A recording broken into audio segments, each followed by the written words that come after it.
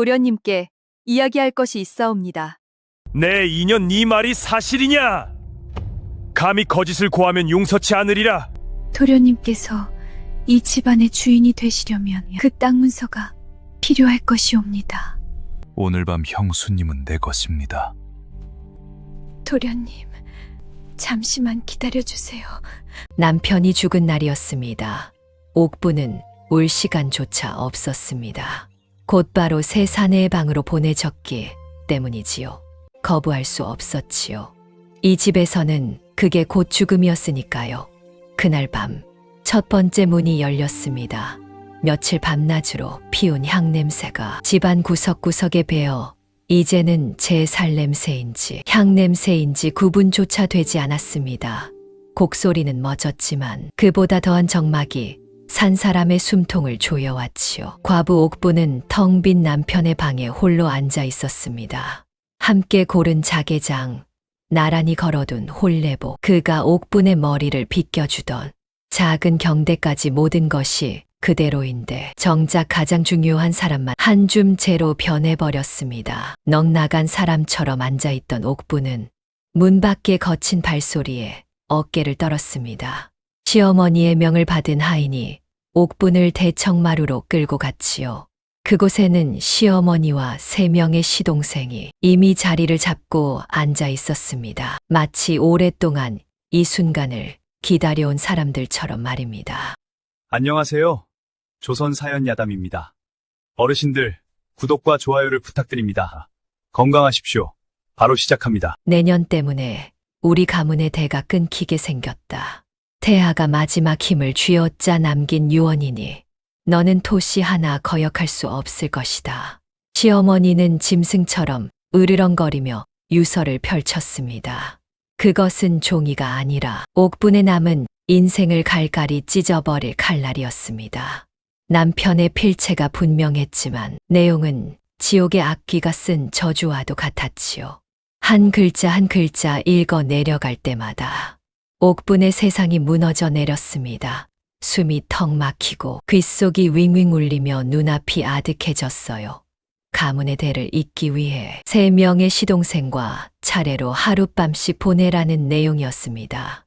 그 순간 옥분의 머릿속에는 혼례 전날 아버지가 딸의 손을 잡고 했던 말이 스쳐 지나갔습니다. 옥분아, 박진사 댁은 명망 있는 가문이니 부디 그 집안 사람이 되어 복되게 살아야 한다. 복되게 살라던 아버지의 목소리가 이명처럼 귓가를 맴돌았습니다. 옥부는 입술을 깨물다 못해 비릿한 피맛을 느꼈습니다. 첫째 시동생 태강은 기다렸다는 듯이 번들거리는 입술을 핥으며 말했습니다. 형님의 마지막 유지를 받드는 것은 아우된 자의 도리 아니겠습니까? 그 눈빛은 아내를 잃은 형수를 위로하는 눈빛이 아니었습니다. 주인을 잃은 사냥매를 앞에 둔 사냥꾼의 탐욕스러운 눈빛이었지요. 둘째 태명은 부채로 입을 가린 채 음흉한 시루숨을 흘렸습니다. 형수님께서 현명한 분이시니 가문을 위한 대의를 따르시겠지요. 저희도 형수님을 잘 보살펴 드리겠습니다. 마지막 보살핀다는 말에 유독 힘을 주는 것이 소름 끼치도록 역겨웠습니다. 그때 막내 태진이 울먹이며 나섰습니다. 어찌 이런 형수님, 이럴 수는 없습니다. 제가 어머니께 다시 말씀드려 보겠습니다. 그는 진심으로 괴로워하는 듯 보였지만 시어머니의 날카로운 눈초리 한 번에 입을 다물고 고개를 숙이고 말았어요. 그 모습의 옥부는 마지막 남은 희망의 불씨마저 꺼져버리는 것을 느꼈습니다. 허나 옥부는 떨리는 입술을 열었지요. 어머님, 이것만은 따를 수가 없사옵니다. 어찌 과부된 몸으로 시동생들의 방을 드나들라 하시옵니까? 그 말이 채 끝나기도 전에 시어머니가 자리를 박차고 일어섰습니다. 그녀의 눈에는 이미 온기라고는 한 점도 남아있지 않았지요. 내년이 3년이 되도록 자식 하나 낳지 못하여 태하의 대를 끊어놓고 이제 와서 도리를 따진단 말이냐. 시어머니의 목소리는 낮고 차가웠지만 그 안에는 서슬퍼런 도끼가 가득 담겨 있었습니다. 내년은 이 집 며느리이니 재산 한 푼 물려받을 것도 없고 개가할 수도 없는 몸이다. 친정은 가세가 기울어 돌아갈 곳도 없을 터이고 내 늙은 부모는 의원 부를 돈조차 없어 병석에 누워있다 들었거늘 시어머니는 천천히 옥분에게 다가서며 속삭이듯 말을 이었지요. 태하가 남긴 유서만이 내년이 이 집에서 살아남을 수 있는 유일한 명줄이다. 그 명줄을 스스로 끊겠다는 것이냐? 옥분은 눈을 감았습니다. 어둠 속에서 떠오르는 것은 단 하나였지요.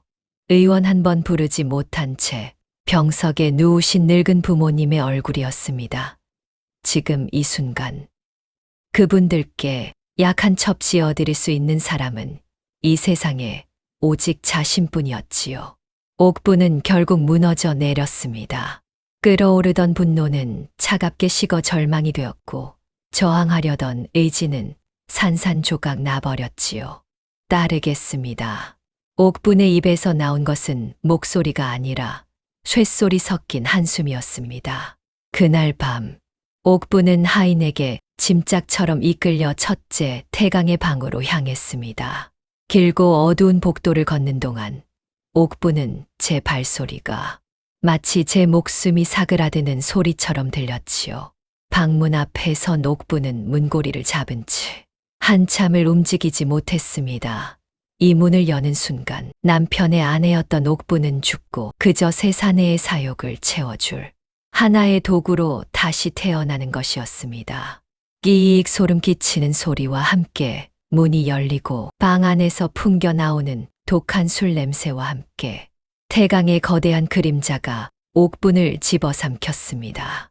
문은 등 뒤에서 무정하게 닫혔고 옥분은 완벽하게 고립되었지요. 방 안은 후끈한 열기로 가득했습니다. 잘 닦이지 않은 등잔에서 피어오르는 그을음과 태강의 몸에서 풍기는 땀 냄새 그리고 역한 술 기운이 뒤섞여 숨을 쉴 때마다 머리가 아찔해왔습니다. 상 위에는 마시다마 술 주전자와 젓가락 자국만 어지러운 굳은 고기 안주가 널려 있었어요. 태강은 옥분이 오기를 기다리며 혼자 술을 마시고 있었던 것이지요. 그는 이미 술이 거나하게 취해 있었습니다. 번들거리는 얼굴은 붉게 상기되어 있었고 금방이라도 터질 듯한 음욕으로 가득 찬 눈은 흉흉하게 빛나고 있었습니다. 그는 옥분을 보자마자 음흉한 실웃음을 지으며 육중한 몸을 일으켰지요. 허허, 드디어 올 것이 왔구나. 이리 가까이 오너라 형수. 그의 목소리는 굵고 탁했으며 말끝마다 술기운이 묻어나왔습니다. 옥분은 뒷걸음질 치다 차가운 벽의 등이 닿고 나서야 더 이상 물러설 곳이 없음을 깨달았습니다. 온몸에 피가 차갑게 식는 듯했고 심장은 방망이 질치다 못해 갈비뼈를 부수고 튀어나올 것만 같았어요. 태강은 비틀거리면서도 성큼성큼 다가와 옥분의 팔을 거칠게 움켜쥐었습니다. 쇠붙이 같은 그의 소나귀임의 옥분은 저도 모르게 비명을 지를 뻔하였지요. 이제 와서 얌전한 척 내숭 떨어봤자 아무 소용없다. 이건 돌아가신 형님의 유언이자 어머니의 명령이다. 태강은 짐승처럼 으르렁거리며 옥분을 침상 쪽으로 끌고 가려 했습니다. 그 순간 옥분의 머릿속이 번갯불처럼 번쩍였습니다. 이대로 끌려가 짓밟히고 나면 내일은 없을 것이다. 내일이 없다면 복수는커녕 진실을 밝힐 기회조차 영원히 사라지고 말 것이다. 이 짐승 같은 사내에게 힘으로는 절대 당해낼 수 없다. 그렇다면 다른 방법을 찾아야만 했습니다. 옥분은 겁에 질려 떨리는 와중에도 필사적으로 머리를 굴렸습니다. 탐욕스럽고 어리석으며 성질이 급한 사내였지요.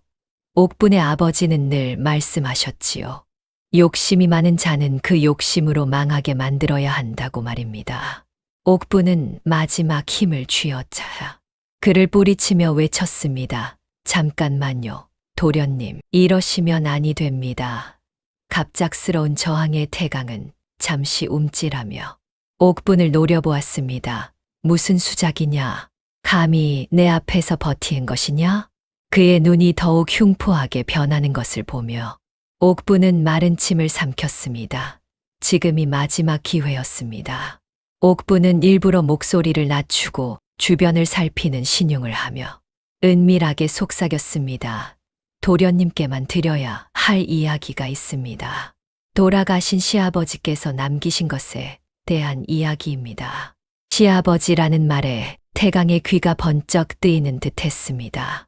그는 여전히 의심스러운 눈초리를 거두지 않았지만 일단 옥분의 팔을 놓아주었지요. 지금 이 상황에 시아버지는 왜 들먹이는 것이냐? 어서 말해보거라. 옥분은 한숨 돌릴 틈도 없이 빠르게 말을 이어갔습니다. 심장이 터질 듯이 뛰었지만 겉으로는 최대한 침착한 척구며 보였어요. 실은 돌아가신 시아버지께서 아무도 모르게 숨겨두신 막대한 재산이 있습니다. 지금 우리가 가진 것의 몇 배는 좋게 될 기름진 땅의 비밀 땅 문서이지요. 그리고 그곳을 아는 사람은 이 집안에서 이제 저 하나뿐입니다. 황금도 보물도 아닌 양반 가문에서 가장 확실한 재산인 땅 문서라는 말에 태강의 눈이 탐욕으로 이글거렸습니다. 뭐시? 땅 문서라니. 그것이 정말이냐? 그는 당장이라도 그곳이 어디냐고 다그칠 기세였지요. 옥부는 고개를 저으며 애가 타는 표정을 지었습니다. 하지만 그 문서는 시아버지의 서재 가장 깊숙한 곳, 저만이 아는 방법으로 열 수 있는 은밀한 곳에 숨겨져 있습니다. 한밤중에 섣불리 움직이다 다른 식구들에게 들키기라도 하면 모든 것이 허사가 되고 말지요. 도련님께서 이 집안의 진정한 주인이 되시려면 그 땅 문서가 반드시 필요하지 않겠습니까? 옥부는 그의 권세욕까지 교묘하게 자극한 것이었습니다. 태강은 잠시 수심에 잠겼습니다. 눈앞에 여인을 품는 것도 중요했지만 동생들을 모두 누르고 집안의 절대적인 주인이 될 수 있다는 말에 마음이 흔들리기 시작한 것이지요. 옥부는 그의 마음을 꿰뚫어보고 마지막 쐐기를 박았습니다. 내일 밤, 두 번째 밤이 오기 전에 다른 식구들의 눈을 피해 도련님께만 그곳을 알려드리겠습니다. 그러니 오늘 밤은 부디 저를 너그러이 보아주십시오. 이 모든 것은 다 도련님과 이 가문의 미래를 위한 일이 아니겠습니까? 태강은 한참 동안 옥분과 허공을 번갈아 쳐다보며 제 턱을 쓰다듬었습니다. 치욕스러운 하룻밤과 어마어마한 부와 권세를 저울질하던 그는 결국 욕심 쪽으로 기울고 말았지요. 좋다. 내 말을 믿어보겠다 하지만 똑똑히 들어라. 내일 밤까지 내가 말한 땅 문서를 내 손에 쥐어주지 못한다면 그땐 내년의 목숨은 물론이고 약속을 어긴 대가를 톡톡히 치르게 될 것이다. 그는 옥분을 매섭게 쏘아보고는 침상에 벌러덩 드러누워 코를 골기 시작했습니다. 옥분은 그 자리에 주저앉아 가쁜 숨을 몰아쉬었습니다. 일단 최악의 상황은 피했지만 이제 옥분에게는 존재하지도 않는 땅 문서를 만들어내야 하는 새로운 근심거리가 생긴 것이지요. 칠흑 같은 어둠 속에서 옥분은 싸늘한 방바닥에 홀로 앉아 뜬 눈으로 밤을 지새워야만 했습니다. 첫 딸기 울고 동력 하늘이 뿌옇게 밝아올 무렵에야 옥분은 지옥 같던 방을 나설 수 있었습니다. 밤새 짐승의 숨소리와 코 고는 소리를 들으며 뜬 눈으로 지새운 탓에 온몸은 두들겨 맞은 듯 쑤시고 아팠지요. 하지만 그보다 더한 것은 영혼까지 갉아먹는 듯한 치욕과 절망감이었습니다. 차가운 새벽 공기를 폐부 깊숙이 밀어넣자 비로소 멈추었던 심장이 다시 뛰는 듯하였어요. 죽음과도 같았던 밤은 갔지만 또 다른 지옥 같은 낮이 시작된 것이지요. 아침 조반상에는 칼날이 부딪히는 소리보다 더 날카로운 침묵이 흘렀습니다. 숟가락과 그릇이 부딪히는 소리만이 유난히 크게 울려 퍼졌지요. 시어머니는 입을 꾹 다문 채 밥그릇만 노려보고 있었고 첫째 태강은 기름진 입가를 번들거리며 흡족한 실웃음을 감추지 못하였습니다. 그리고 둘째 태명은 그저 묵묵히 밥을 먹는 척하면서도 서늘한 눈초리로 옥분과 태강을 번갈아 훑어보는 것을 옥분은 놓치지 않았습니다. 그 눈빛은 마치 뱀이 먹잇감을 노리듯 끈질기고 섬뜩한 기운을 담고 있었지요. 그날 하루는 옥분에게 10년처럼 길게 느껴졌습니다. 바람에 문풍지가 스치는 소리에도 심장이 철렁 내려앉았고 등 뒤에서 수군거리는 하인들의 목소리는 모두 자신을 향한 조롱처럼 들렸습니다. 그리고 마침내 해가 지고 집안에 다시 질척한 어둠이 내리자 시어머니의 목소리가 옥죄어 왔습니다.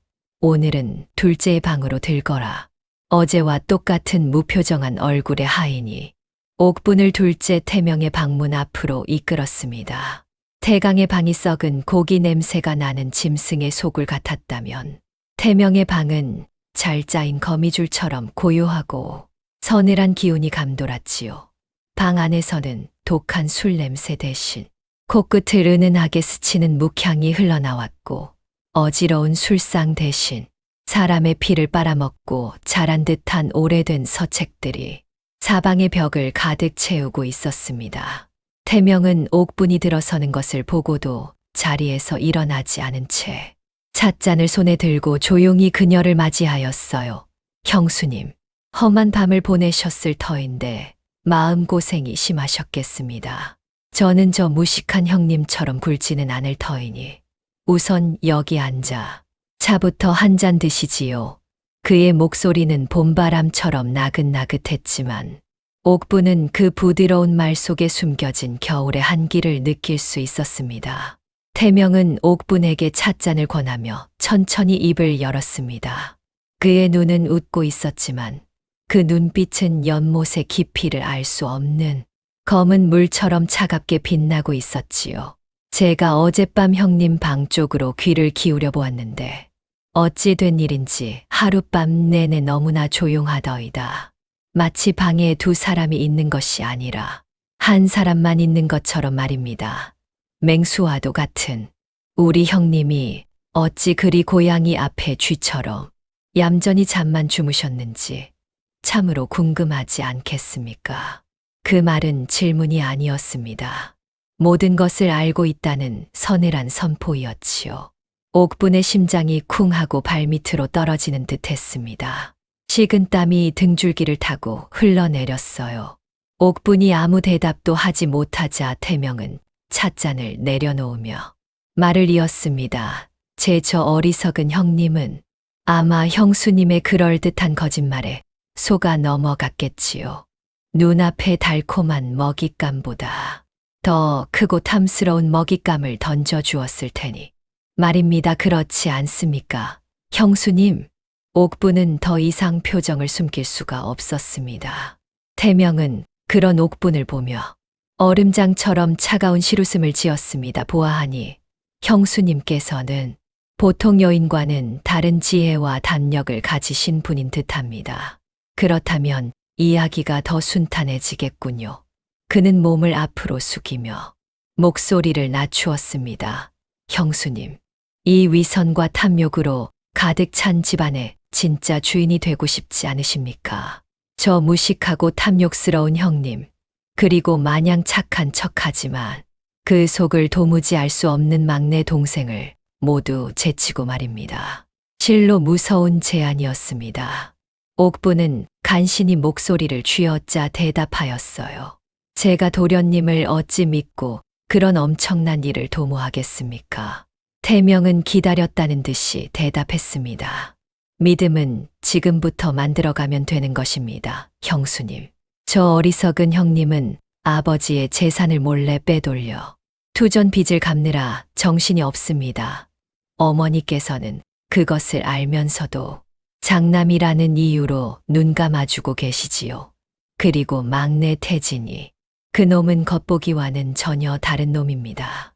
그놈이야말로 가장 위험한 놈일지도 모르지요. 그는 더 이상 말을 잇지 않았지만 그가 던진 말들은 옥분의 마음에 깊은 물결을 일으켰습니다. 태명은 다시 찻잔을 들며 여유롭게 말했지요. 저는 형수님을 해할 생각이 없습니다. 오히려 형수님의 지혜를 빌려 이 썩어 문드러진 집안을 바로 세우고 싶을 뿐입니다. 오늘 밤은 그저 우리가 앞으로 함께할 일들을 의논하는 것으로 보내시지요. 저를 부리십시오. 형수님 이 지옥 같은 집에서 살아남으시려면 말입니다. 태명은 그 말을 끝으로 정말 아무 짓도 하지 않았습니다.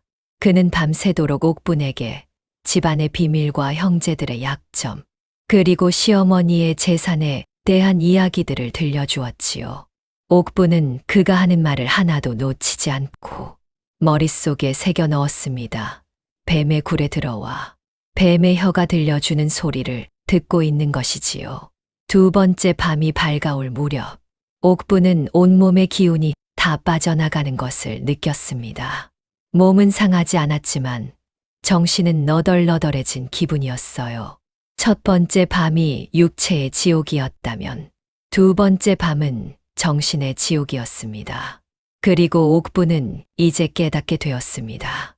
이 집안의 진짜 괴물은 으르렁거리는 맹수가 아니라 소리 없이 다가와 목을 조르는 교활한 뱀일지도 모른다는 것을 말입니다. 두 번째 밤이 지나고 제 방으로 돌아온 옥분은 그 자리에 쓰러지듯 주저앉았습니다. 몸은 상하지 않았으나 정신은 산채로 가죽이 벗겨진 듯 갈갈이 찢겨져 있었지요. 짐승의 이빨은 살점을 찢지만 뱀의 혀는 영혼을 갉아먹는 법이었지요. 태명의 나긋나긋한 목소리, 한마디 한마디는 달콤한 꿀을 바른 비수가 되어 밤새 옥분의 심장을 헤집고 파고들었습니다. 차라리 첫째 태강의 난폭한 손길이 그리울 지경이었지요. 옥분은 텅 빈 방의 싸늘한 공기 속에서 가만히 눈을 감았습니다. 그 순간 남편 태아가 혼례를 치르고 처음으로 이 방에 들어서던 날의 기억이 번갯불처럼 스쳐 지나갔습니다. 부인. 이제 이곳이 부인의 하늘이고 땅이요.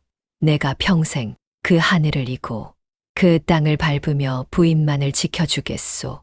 귓가에 쟁쟁하게 울리는 듯한 그 다정한 목소리. 옥분은 저 자신에게 묻지 않을 수 없었습니다.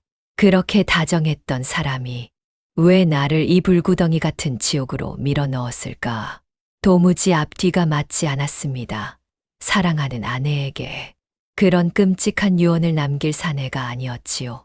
무언가 잘못되었다. 내가 모르는 거대한 거짓이 이 집안을 통째로 휘감고 있다는 불길한 예감이 옥분의 온몸을 뱀처럼 휘감았습니다. 옥분은 자리에서 벌떡 일어났습니다. 마지막으로 남편의 온기가 남아있을 그곳, 그의 서재로 가야만 하였습니다. 이 모든 비극의 실마리가 그곳에 있을지도 모른다는 마지막 희망 때문이었지요. 한낮 모두가 낮잠을 먹고 나른해진 틈을 타 옥분은 그림자처럼 발소리를 죽여 남편의 서재로 향했습니다. 삐걱거리는 문을 열고 들어선 서재는 남편의 채취가 고스란히 남아있는 듯하였습니다. 그가 즐겨 쓰다듬던 벼루, 그가 늘 앉아 시를 읽던 자리, 모든 것이 어제처럼 생생하여 금방이라도 남편이 부인, 여기 좀 앉아보시오 하며 나타날 것만 같았지요. 하지만 감상에 젖어 있을 시간이 없었습니다. 옥분은 남편의 책상 앞에 앉아 서랍을 하나씩 열어보았습니다. 그러나 나오는 것은 평범한 서찰들과 종이, 뭉치들 뿐이었습니다. 책장을 샅샅이 뒤져보아도 별다른 것은 보이지 않았어요.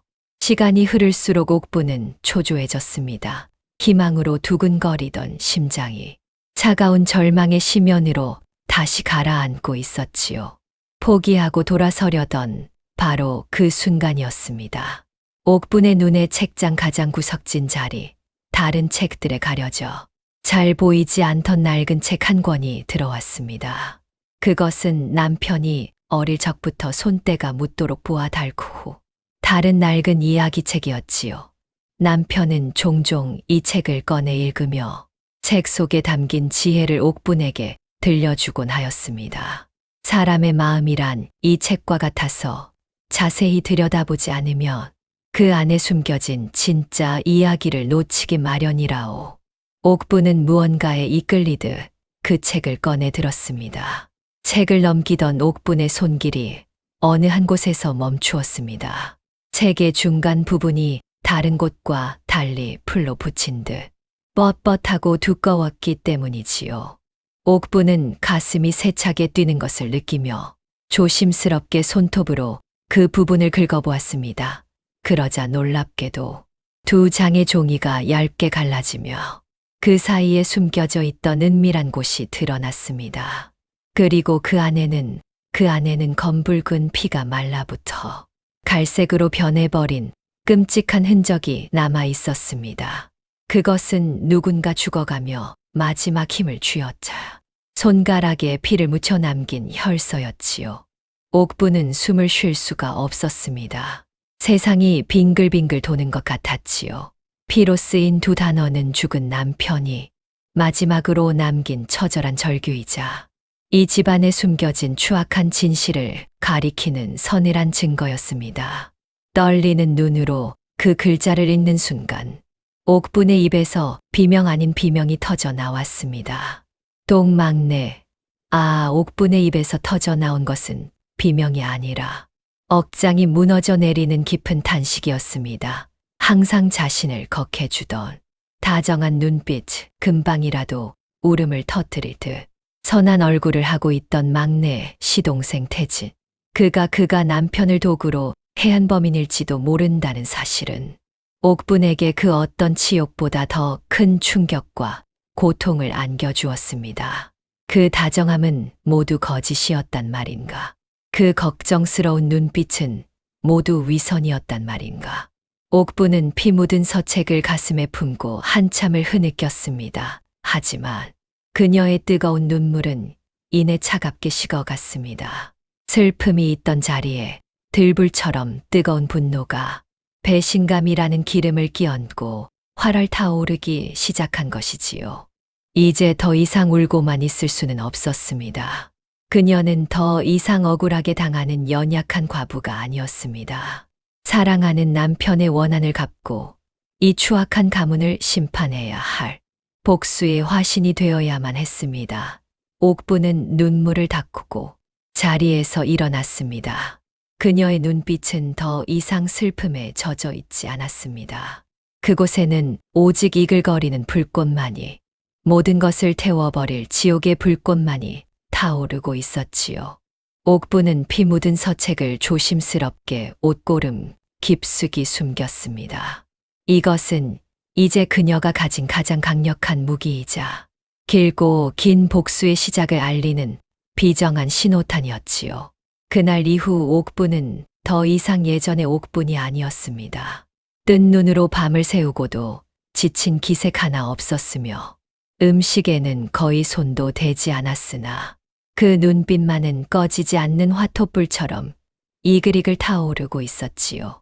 슬픔과 절망이 가득했던 자리에는 이제 차가운 분노와 칼날 같은 결의만이 남아 그녀의 온몸을 흐르는 피마저 얼려버리는 듯하였습니다. 그녀의 손은 늘 옷고름 깊숙한 곳을 매만지고 있었는데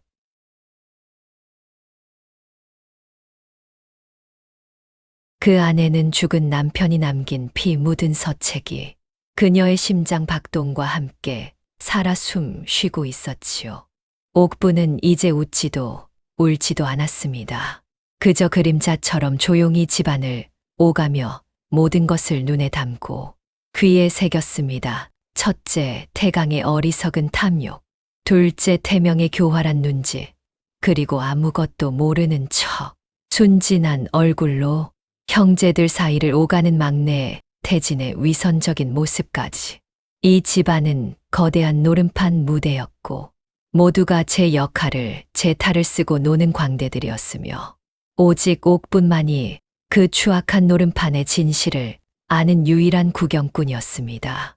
그러던 어느 날 오후였습니다.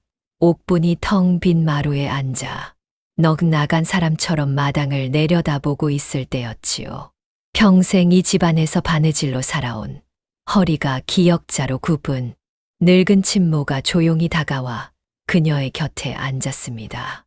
늙은 친모는 수십 년간 이 집안의 모든 기쁨과 슬픔을 지켜본 살아있는 역사책과도 같은 존재였지요.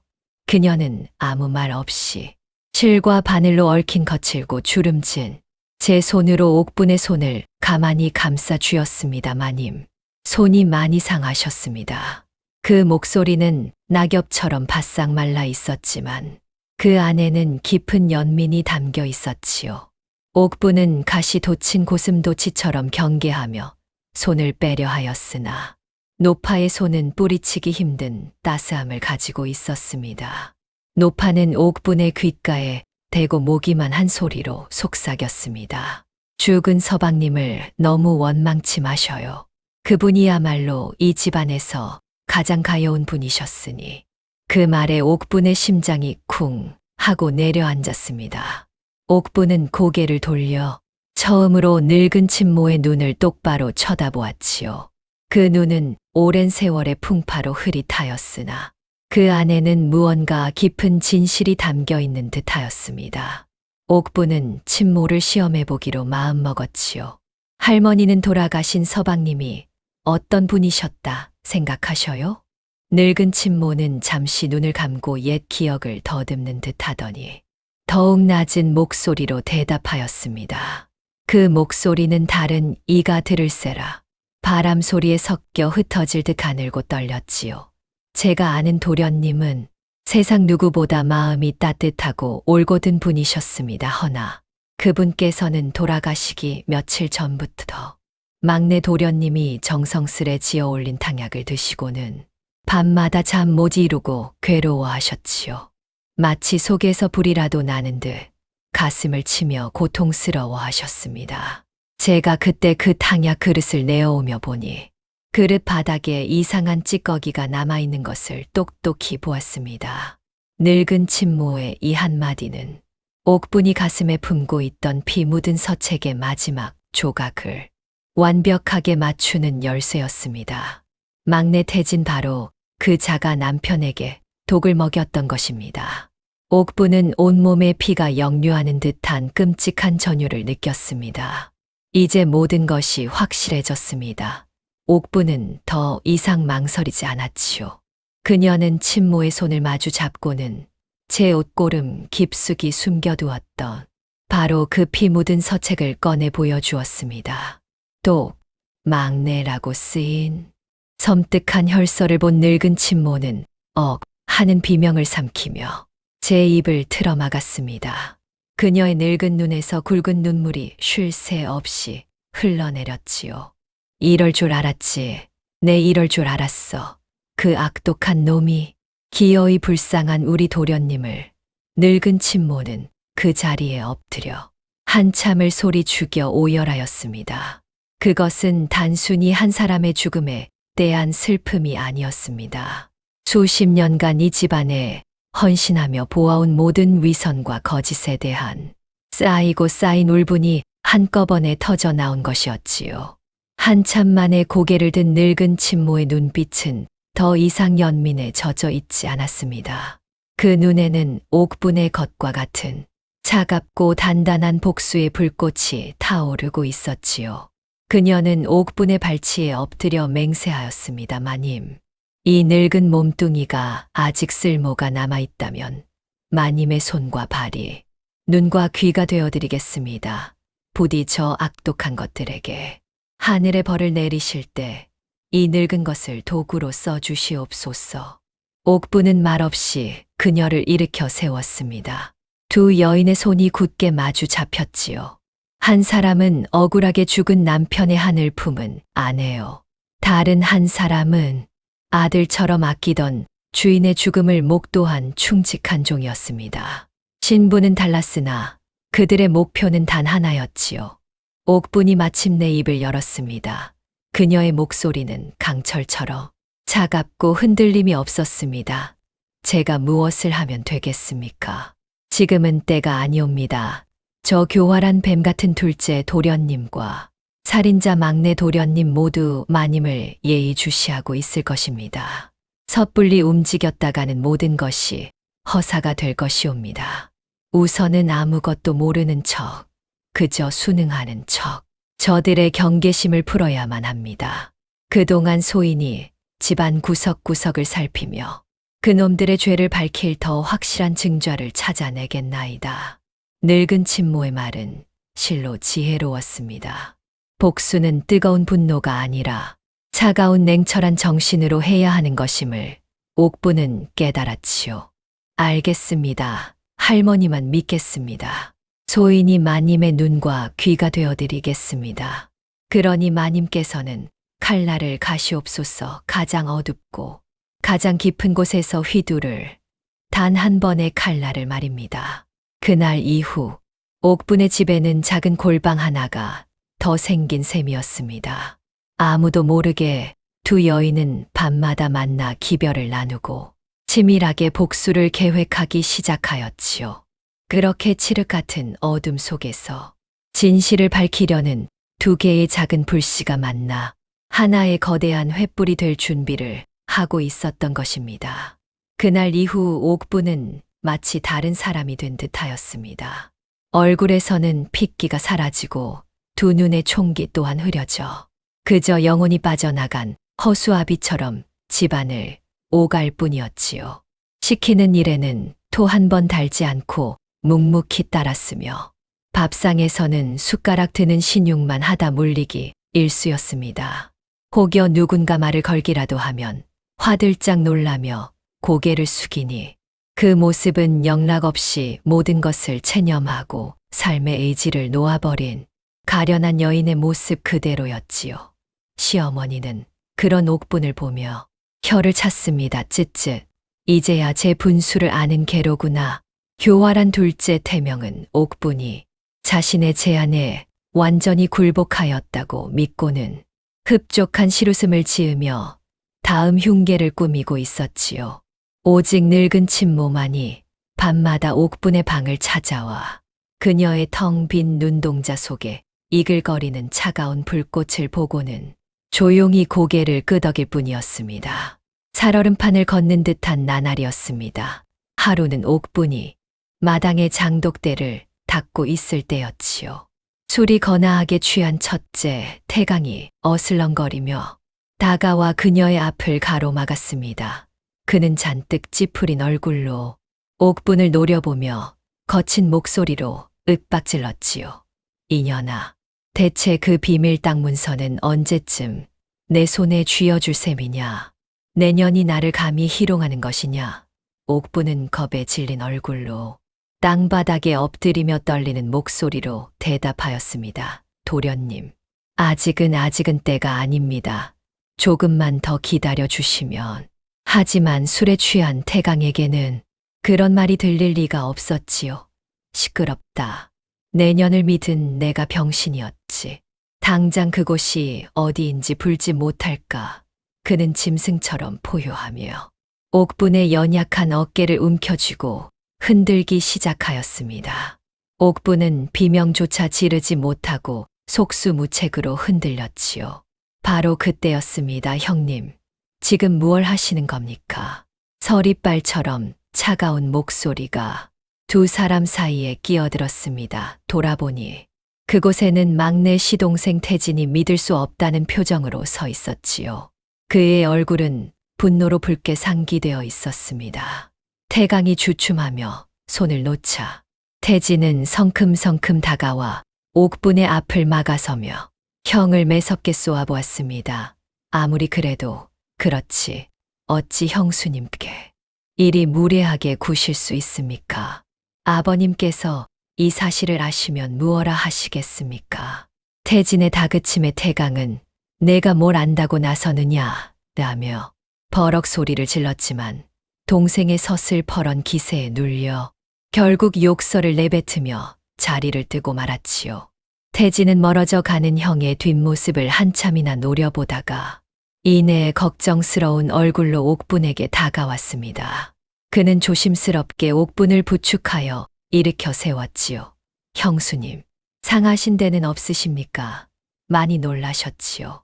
저 무도한 형님을 대신하여 제가 사죄드리겠습니다.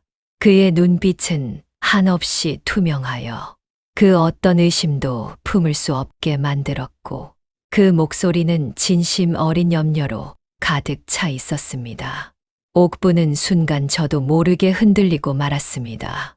이토록 선하고 다정한 사람이 과연 제 서방을 죽인 악귀가 맞단 말인가? 혹시 내가 잘못 짚은 것은 아닐까? 피 묻은 서책의 글씨가 혹 다른 의미는 아니었을까? 그러나 그 순간 옥분의 뇌리를 스치는 것이 있었습니다. 그것은 바로 죽어가던 남편이 마지막 힘을 다해 제 손을 붙잡으며 남겼던 그 처절한 눈빛이었습니다. 살려달라는 애원이 아니었습니다. 잊지 말아 달라는, 반드시 원수를 갚아달라는 피 맺힌 절규였지요. 옥부는 속으로 이가 갈리는 것을 느끼며 겉으로는 더욱 가련하게 몸을 떨었습니다. 고맙습니다. 도련님이라도 아니 계셨다면. 저는 더 이상 말을 잇지 못하고 어깨를 들썩이며 우는 옥분의 모습에 태진은 더욱 안타까운 표정을 지었지요. 형수님, 우선 방으로 드시지요. 제가 잠시 후에 몸을 보할 약이라도 다려 보내드리겠습니다. 그날 저녁 태진은 정말로 따뜻한 약탕기를 들고 옥분의 골방을 찾아왔습니다. 그는 아무 말 없이 약사발을 건네고는 힘내시라는 짧은 말만 남긴 채 조용히 돌아갔지요. 옥부는 문이 닫히자마자 그 약사발을 조금의 망설임도 없이 방구석의 흙바닥에 모두 쏟아버렸습니다.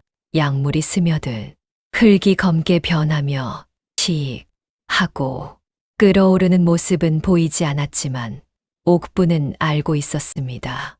남편이 마셨던 것도 바로 저런 다정한 얼굴이 걷는 약이었을 것이라는 것을 말입니다. 그렇구나, 너였구나. 가장 다정한 얼굴 뒤에 뱀의 독을 숨기고 있었구나. 옥분의 눈빛은 이제 그 어떤 의심도 없는 차갑고도 완전한 굳은 믿음으로 가득 차 있었습니다.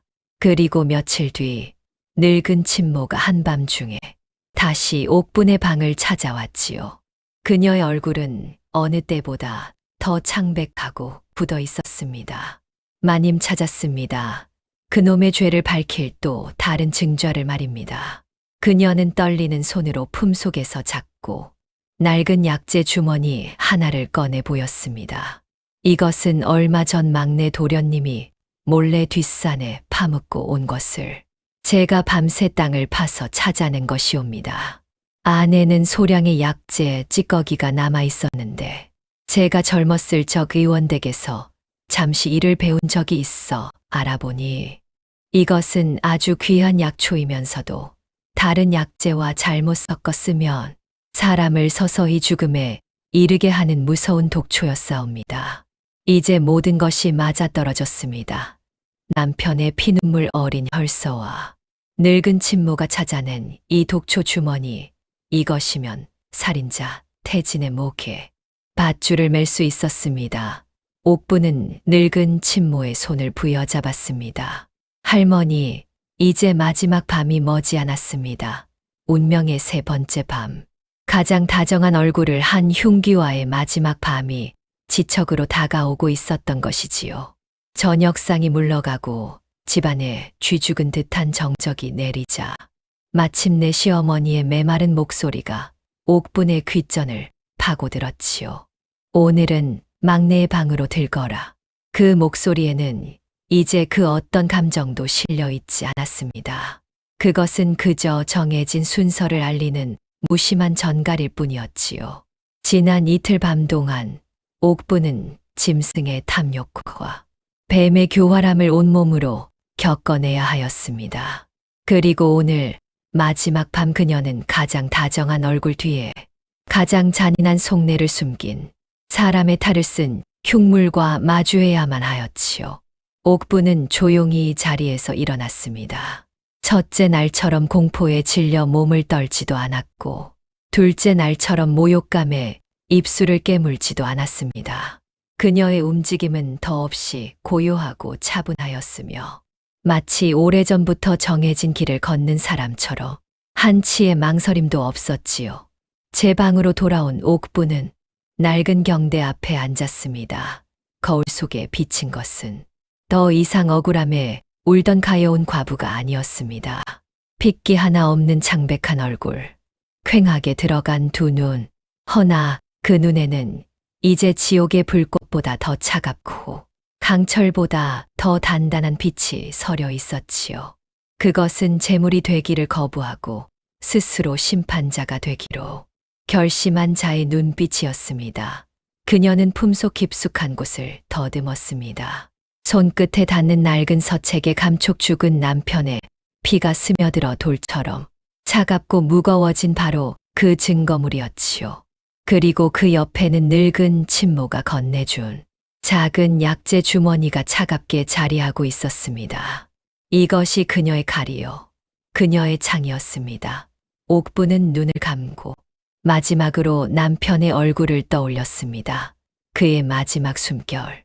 살려달라는 애원이 아닌 이 모든 것을 기억해달라는 처절한 눈빛을 말입니다. 서방님, 오늘 밤 당신의 피눈물을 닦아드릴 것입니다. 당신의 다정했던 그 이름을 더럽힌 저 흉물의 숨통을 이 옥분의 손으로 반드시 끊어놓을 것입니다. 마음속으로 비장한 맹세를 마친 옥분은 자리에서 일어섰습니다. 그리고는 소리 없이 방문을 열었지요. 칠흑 같은 어둠이 그녀를 집어삼킬 듯 입을 벌리고 있었습니다. 한 걸음 한 걸음 내디딜 때마다 차가운 마룻바닥의 냉기가 발바닥을 통해 심장까지 기어오르는 듯하였습니다. 길고 어두운 복도는 마치 끝이 없는 저승길처럼 느껴졌지요. 저 멀리서 희미하게 흔들리는 등불, 그림자는 마치 망자를 유혹하는 사자의 손짓 같았고 밤바람이 문틈을 비집고 들어와 내는 소리는 마치 억울하게 죽은 원혼의 울음소리처럼 처절하게 들렸습니다. 첫째, 시동생 태강의 방 앞을 지날 때 옥부는 그의 방에서 새어나오는 돼지 멱다는 소리 같은 코 고는 소리를 들었습니다. 옥부는 잠시 걸음을 멈추고는 싸늘한 시루숨을 지었지요. 가련한 짐승이로다. 제 목에 칼이 들어오는 줄도 모르고 단잠에 빠져 있구나. 둘째, 시동생 태명의 방 앞을 지날 때는 아직 꺼지지 않은 등불 아래에서 무언가를 열심히 쓰고 있는 그의 그림자를 보았습니다. 필시 또 다른 흉계를 꾸미고 있는 것이겠지요. 어리석은 뱀이로다. 제 머리 위로 더 큰 구렁이가 지나가는 줄도 모르고 혀를 날름거리고 있구나. 옥부는 그들을 지나치며 지난밤 늙은 친모가 제 손을 잡고 속삭였던 말을 떠올렸습니다. 마님 칼날을 가시옵소서. 가장 어둡고 가장 깊은 곳에서 휘두를 단 한 번의 칼날을 말입니다. 그렇다. 단 한 번이면 족하다. 이 길고 긴 밤을 끝낼 단 한 번의 심판이면 족한 것이지요. 그리고 마침내 마지막 밤에 가야 할 곳인 막내 시동생 태진의 방문 앞에 이르렀습니다. 그의 방에서는 그 어떤 소리도 들리지 않았습니다. 다만 문틈으로 새어나오는 등불빛만이 따스하고 평온한 기운을 풍기고 있었지요. 그 온화한 불빛이야말로 가장 끔찍한 위선임을 옥부는 이제 똑똑히 알고 있었습니다. 옥부는 그 문 앞에 가만히 멈추어 섰습니다. 이 문 하나를 사이에 두고 삶과 죽음, 복수와 파멸, 진실과 거짓이 숨막히게 맞서고 있었습니다. 문을 여는 순간 모든 것은 돌이킬 수 없게 될 것이었습니다. 이 문을 여는 순간 그녀는 더 이상 인간이 아닌 복수의 화신이 되어야만 하였지요. 옥부는 마지막으로 숨을 깊게 들이마셨습니다. 배부 깊숙이 들어온 공기는 칼날처럼 차가웠으나 오히려 그 냉기가 그녀의 머리를 더욱 맑게 하고 심장을 더욱 차갑게 만들었습니다. 두려움은 없었습니다. 오직 모든 것을 끝내야 한다는 얼음 같은 결의만이 그녀의 온몸을 지배하고 있었지요. 그녀의 작고 하얀 손이 소리 없이 차가운 문고리를 감아쥐었습니다. 이제 곧 이 집안을 뒤덮은 모든 위선과 거짓의 막이 그녀의 손에 의해 처참하게 찢겨 나갈 것이었습니다. 그 길고 길었던 3번의 밤, 그 마지막 밤의 문이 마침내 소름 끼치는 침묵 속에서 천천히 열리기 시작하고 있었습니다. 끼익 하고 문이 열리는 소리는 크지 않았으나 마치 묵직한 관뚜껑이 열리는 소리처럼 옥분의 귓속을 섬뜩하게 파고들었지요. 문틈으로 새어나오던 한 줄기 빛은 이내 길고 노란 길을 만들었고 그 길의 끝에는 태진이 단정히 앉아 있었습니다. 그의 앞에는 정갈하게 차려진 작은 술상이 놓여 있었지요. 마치 귀한 손님이라도 맞이하듯 술 주전자 하나와 나란히 놓인 2개의 술잔이 등불 아래에서 희미하게 빛나고 있었습니다. 그는 옥분을 발견하고는 아주 희미한 시루숨을 지어 보였습니다. 그 시루숨은 이 세상 그 어떤 흉포한 표정보다 더 끔찍하고 소름 끼치는 것이었지요.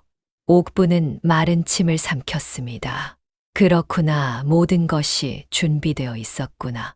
이 밤의 마지막 노름판을 위해서 옥분의 하얀 버선코가 방 안으로 발을 들여놓는 순간 등 뒤에서 문이 닫히는 소리는 들리지 않았습니다. 세상의 모든 소음이 한순간에 사라지고 오직 거대한 공허 속으로 빨려 들어가는 듯한 아득한 정적만이 그녀를 휘감았지요. 그 방은 지옥의 다른 이름이었습니다. 짐승의 우리처럼 어지러운 첫째의 방도 아니었고 뱀의 굴처럼 음습한 둘째의 방도 아니었지요. 그곳은 너무나도 정갈하고 너무나도 평온하여 오히려 숨이 멎을 듯한 공간이었습니다. 사방은 말끔히 정돈되어 있었고 공기 중에는 묵직한 서책 냄새와 차가운 향내음이 섞여 비단처럼 부드러우나 숨통을 옥죄는 공기를 만들어내고 있었지요. 방 한가운데 단정히 앉아있는 태진의 앞에는 정갈하게 차려진 작은 술상이 놓여 있었습니다. 그는 마치 오래전부터 그 자리에서 옥분을 기다리고 있었던 사람처럼 미동도 없이 앉아 있었지요. 형수님, 어서 이리 와 앉으시지요. 험한 밤들이었으니 마지막 밤은 부디 편안히 보내셔야지요. 그의 목소리는 명주시를 풀어내는 듯 부드럽고 나긋나긋하였으나 옥분의 귀에는 시체 썩는 냄새보다 더 역겹게 들렸습니다. 옥분은 아무 말 없이 그가 권하는 자리에 앉았습니다. 등불이 흔들릴 때마다 2 사람의 그림자가 기괴한 춤을 추듯 벽 위에서 일렁였습니다. 태진은 주전자를 들어 맑은 술을 첫 번째 잔에 따르고 이어서 2번째 잔에도 가득 채웠지요. 그리고는 그중 한 잔을 옥분에게 공손히 밀어주었습니다. 자, 형수님, 우선 이 술이라도 한 잔 받으십시오. 그간의 놀란 가슴을 진정시키셔야지요. 옥분은 말없이 술잔을 내려다보았습니다. 맑은 술 속에 비친 자신의 얼굴은 이미 산 사람의 얼굴이 아니었습니다. 태진은 그런 옥분을 보며 빙그레 웃고는 제 앞에 놓인 술잔을 들어 올렸지요. 바로 그때 옥분이 나지막이 입을 열었습니다. 잠시만요. 도련님. 태진이 의아한 눈으로 옥분을 쳐다보았습니다. 옥분은 벌개진 눈으로 태진을 똑바로 바라보며 말하였지요. 그 목소리는 금방이라도 부서질 듯 가늘게 떨리고 있었습니다. 지난 2 밤 동안 저는 짐승과 뱀을 보았습니다. 허나 오늘 밤 도련님께서는 저를 사람으로 대해주시는군요. 이 험한 집안에서 저를 가엾게 여겨주신 분은 오직 도련님 한 분뿐이었습니다. 부디 제 잔을 먼저 받아주시겠습니까? 보잘것없는 형수지만 도련님께 감사의 마음을 전하고 싶습니다. 그 처연하고도 애틋한 모습에 태진의 얼굴에 떠올랐던 미세한 의심이 눈 녹듯 사라졌습니다. 그는 자신의 잔을 내려놓고는 아주 흡족한 시루숨을 지으며 말하였지요. 형수님의 마음이 정 그렇다면 제가 어찌 거절하겠습니까? 좋지요. 그 잔은 제가 받겠습니다. 옥부는 떨리는 손으로 제 앞에 놓인 술잔을 들어 태진에게 공손히 건넸습니다. 태진은 조금의 망설임도 없이 그 잔을 받아 단숨에 들이켰지요. 마셨구나. 드디어 마셨어. 옥부는 속으로 쾌재를 불렀습니다. 술잔을 비운 태진이 흐뭇한 얼굴로 옥분을 바라보며 입을 열려는 순간 옥분이 얼음장처럼 차가운 목소리로 물었습니다. 도련님, 술 맛이 어떻습니까? 혹 예전에 형님께 정성스레 달여 올렸던 그 약과 맛이 비슷하지는 않던가요? 그 말에 태진의 얼굴이 순간 굳어버렸습니다. 형수, 그게 지금 무슨 말이 채 끝나기도 전에 옥부는 품속에서 낡은 서책 하나를 꺼내 상 위로 내던졌습니다. 쿵 하는 둔탁한 소리와 함께 펼쳐진 책장 위에는 검붉은 피로 쓰인 독, 막내라는 두 글자가 등불 아래에서 섬뜩하게 번들거렸습니다. 태진의 눈이 경악으로 크게 뜨였지요. 내 인연, 정녕 미쳤구나. 어디서 이따위 부정한 것을. 그가 자리에서 벌떡 일어나 옥분의 멱살을 잡으려 달려드는 순간 옥분은 비웃음을 흘리며 마지막 한마디를 내뱉었습니다.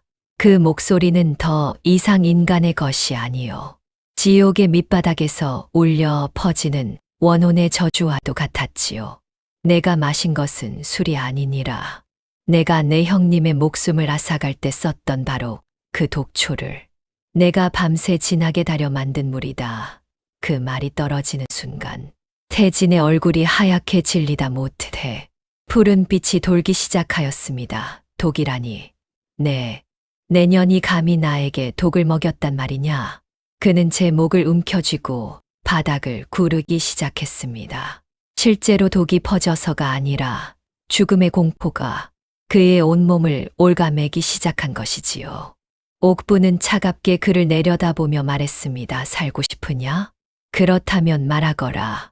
내 입으로 내가 저지른 모든 죄를 말하거라. 어찌하여 내 서방을 죽였는지, 어찌하여 그 죄를 형수에게 뒤집어 씌우려 하였는지, 그 모든 것을 낱낱이 고하지 않으면 너는 오늘 밤 이 자리에서 내장이 썩어 문드러지는 고통 속에서 죽게 될 것이다. 살려주시오. 형수님, 내가 잘못하였소. 형님을 죽인 것은 바로 나요. 형수님을 탐하여 형수님을 내 것으로 만들고 싶어. 내가 약의 독을 탔소. 형수님을 차지하고 이 집안의 주인이 되고 싶었소. 제발 해독약을 주시오. 살려만 주신다면 무엇이든 하겠소. 태진은 눈물 콧물을 쏟으며 옥분의 발치에 엎드려 개처럼 빌고 또 빌었습니다. 가장 다정했던 얼굴은 온데간데 없이 사라지고 이제 그의 앞에는 자신의 죄를 제 입으로 실토하는 추악하고 비겁한 살인마만이 남아있을 뿐이었지요. 옥부는 그런 그를 내려다보며 얼음처럼 차가운 실웃음을 지었습니다. 길고 길었던 복수의 칼춤이 드디어 그 끝을 향해 치닫고 있었지요. 가장 다정했던 얼굴은 온데간데 없이 사라지고 이제 옥분의 발치에는 제 죄를 제 입으로 실토하며 살려달라 애원하는 추악하고 비겁한 살인마만이 남아있을 뿐이었지요. 옥분은 그런 그를 내려다보며 얼음처럼 차가운 실웃음을 지었습니다. 하지만 그녀는 해독약을 주지 않았지요. 애초에 독 같은 것은 들어있지 않았으니까요. 그녀가 태진에게 먹인 것은 그저 맛이 쓰고 색이 검을 뿐인 사람 몸에는 해롭지 아니한 약초 달인 물이었습니다. 진정한 독은 그의 마음 속에 있었고 옥부는 그 공포라는 독을 이용해 그의 혀를 풀어버린 것이었지요. 일어나거라. 옥분의 목소리는 이제 그 어떤 감정도 담겨 있지 않아 더욱 서늘하게 들렸습니다. 태진이 고개를 들자 옥부는 그의 멱살을 짐승의 목줄을 움켜쥐듯 거칠게 잡아챘습니다. 그리고는 비틀거리는 그를 질질 끌고 방 밖으로 나섰지요. 형수님 어디로 가는 것이오. 제발 살려주시오. 태진의 애원은 옥분의 귓가에 닿지 않았습니다. 칠흑 같은 어둠을 뚫고 두 사람의 기괴한 행렬은 곧장 시어머니의 처소로 향하였습니다. 쾅. 옥부는 굳게 닫힌 시어머니의 방문을 발로 차서 열었지요.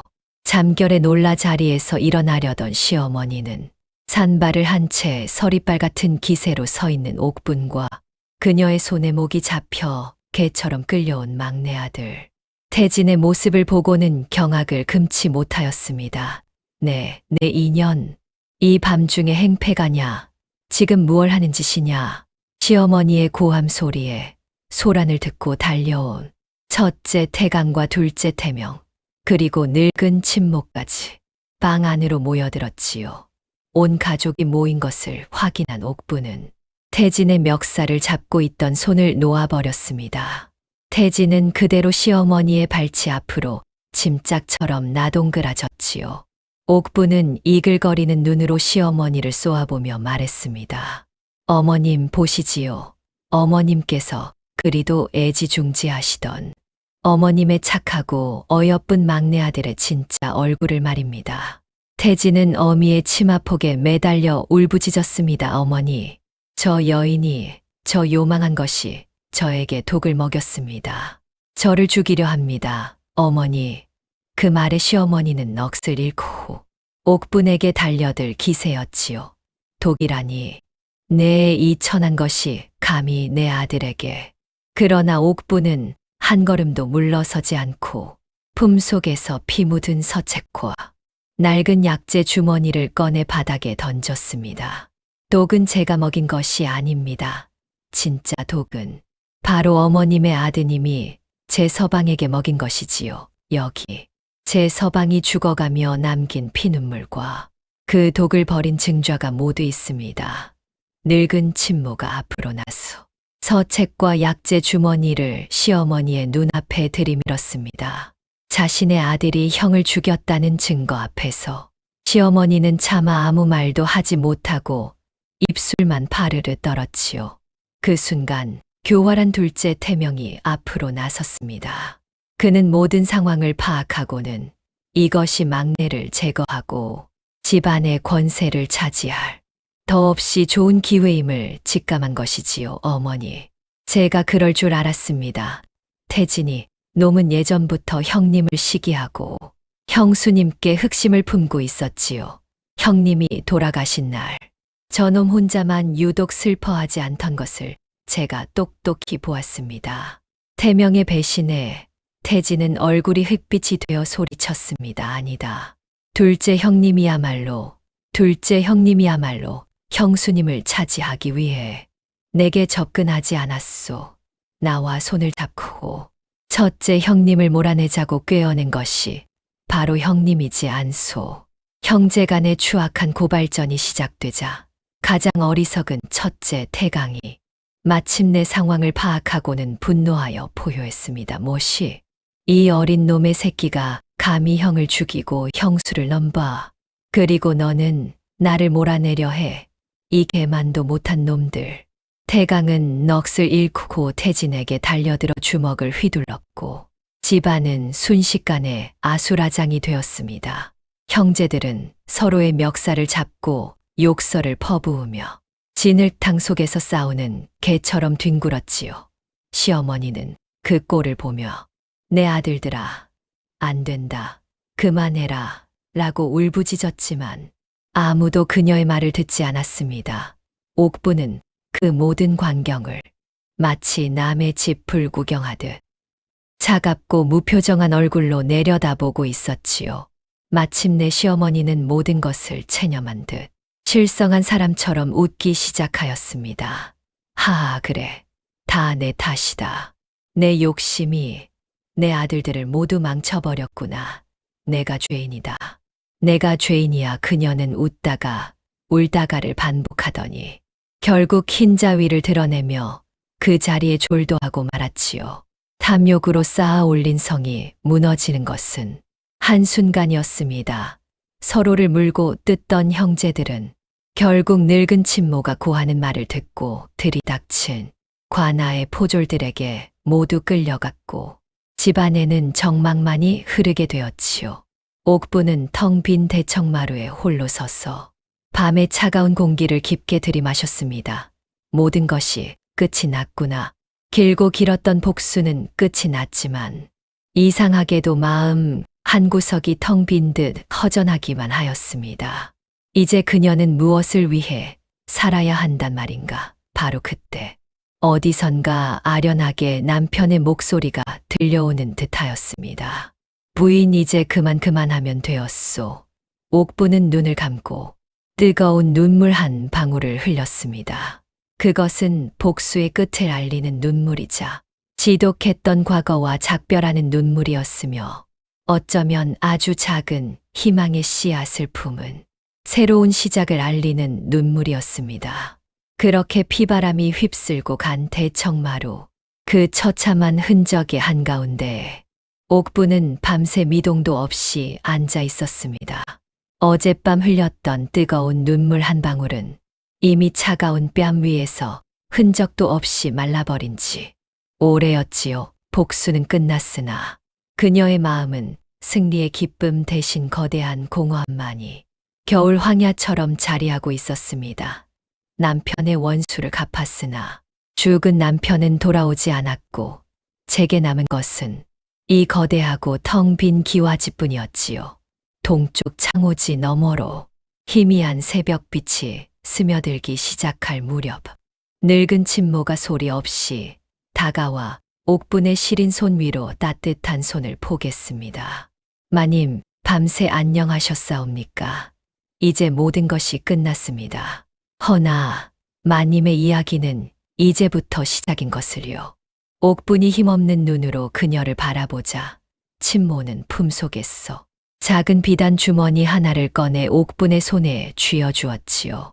이것은 돌아가신 서방님께서 숨을 거두시기 바로 전날 밤 소인을 몰래 불러 남기신 마지막 유품이옵니다.